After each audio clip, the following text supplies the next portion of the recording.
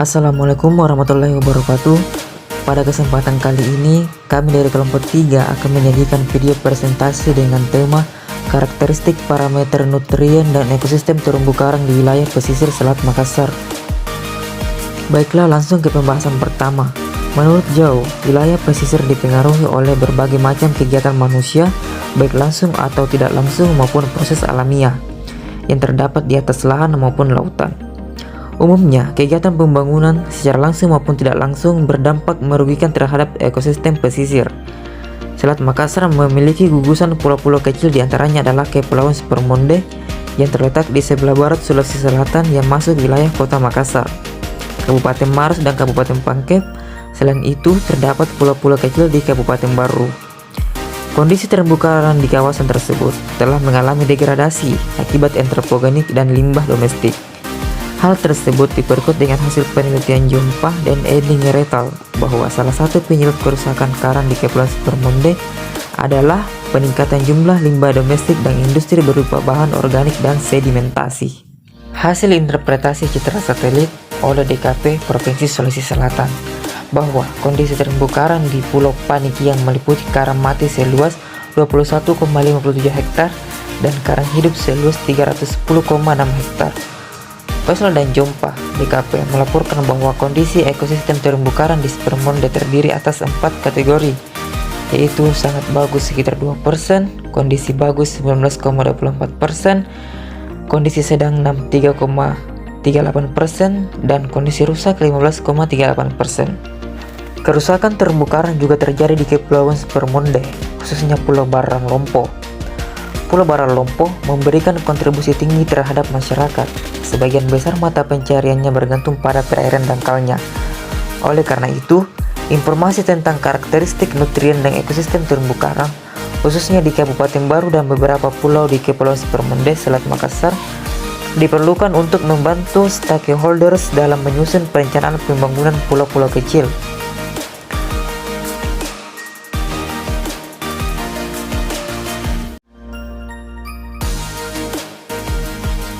Kondisi ekosistem pada wilayah pantai dan perairan laut sangat dipengaruhi oleh geomorfologi pantai, substrat dasar, dan keberadaan DHS. Pada wilayah bagian utara dengan kondisi geomorfologi yang berbentuk tebing terjal dan banyak teluk-teluk kecil, substrat dasar yang didominasi batuan serta gradien sungai yang terjal atau besar dengan wilayah tangkapan yang kecil serta debit air yang relatif kecil menyebabkan ekosistem mangrove tidak terlalu berkembang pada wilayah ini. 2. Ekosistem mangrove yang mendominasi wilayah ini adalah jenis Avicennia sp dan Rhizophora sp dengan bentuk dan area pertumbuhan yang tidak terlalu besar.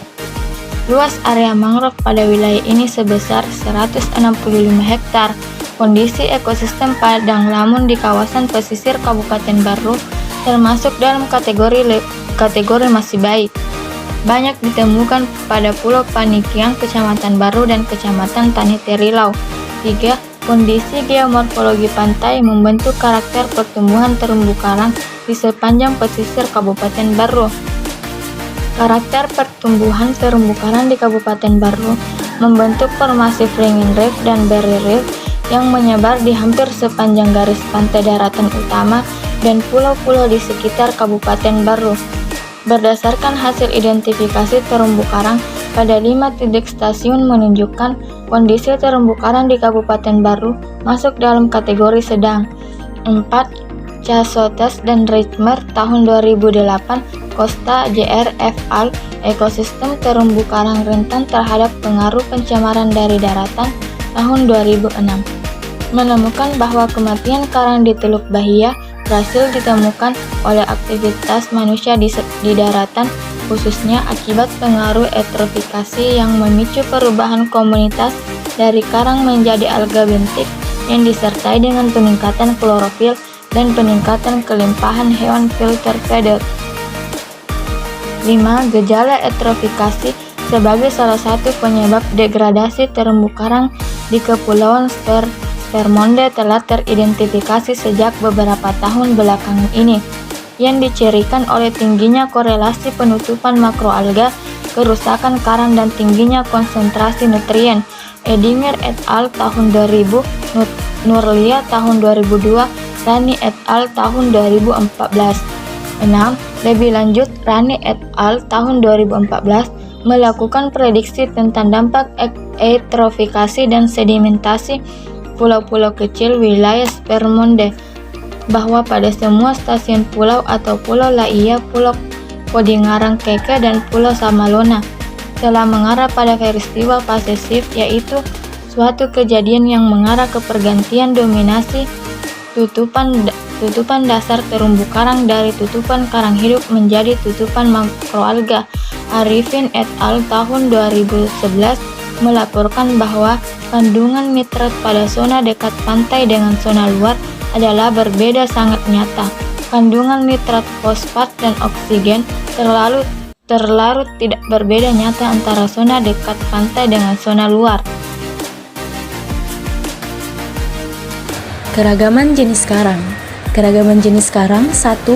Karang Akpora bercabang tumbuh subur pada zona tubir dan rataan terumbu.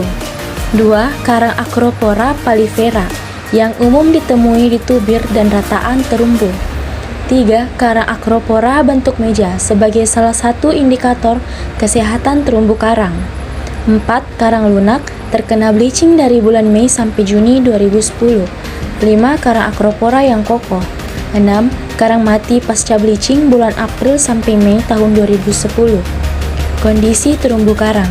Kondisi terumbu karang Pulau Samalona memiliki tingkat keragaman yang cukup tinggi, namun kondisinya masih tergolong sedang, di mana tutupan karang hidup pada kedalaman 3 meter, sekitar 26% yang diwakili oleh karang non-Acropora (NA) pada kedalaman 10 meter. Kondisi terumbu karang tergolong bagus, karena tertutupi juga oleh komponen NA 52%. Tutupan DCA atau karang mati tertutupi algae sebesar 56%, yang menunjukkan adanya kematian karang secara serempak. Fisiografi pulau dan topografi terumbu karang. Pulau Barang Lompo terletak di sebelah barat laut dengan jarak kurang lebih 11,9 km dari kota Makassar. Morfologi terumbu karang Pulau Barang Lompo mirip dengan terumbu karang Pulau Barang Cakdi, namun beberapa perbedaan antara lain panjang atau lebar reflat. Ke arah tenggara selatan, reflat semakin lebar antara 200 sampai 500 meter. Lebaran reflat ini cenderung konstan hingga ref bagian barat. Kemiringan lereng terumbu hampir sama pada semua sisi, yakni 25 sampai 60. Demikian halnya dengan kedalaman maksimum terumbu antara 12 sampai 15 meter. Keragaman jenis karang.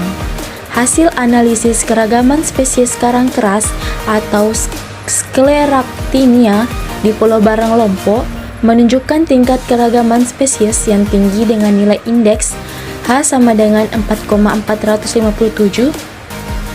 Hal ini sangat didukung oleh jumlah jenis sebanyak 143 spesies karang tanpa ada yang dominan dalam komunitas tersebut.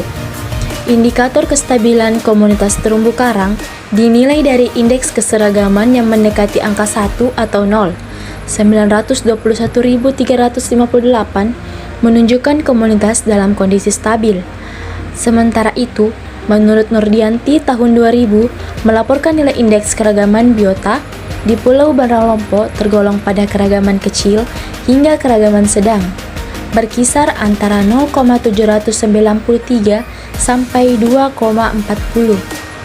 Nilai indeks keseragaman biota pada setiap lokasi bervariasi dari yang tergolong kecil sampai tinggi dengan nilai berkisar antara 0,296 sampai 0,634. Dominansi di Pulau Barang Lompo termasuk pada dominansi kecil. Tidak ada jenis karang yang dominan. Nilai indeks dominansinya berkisar 0,007 sampai 0,137. Jenis-jenis karang di Pulau Barang Lompo, Spermonde Selat Makassar. Yang pertama, karang meja Acropora dan Porites massif. Yang kedua, Acropora smoensis. Yang ketiga, karang Acropora palifera yang dominan.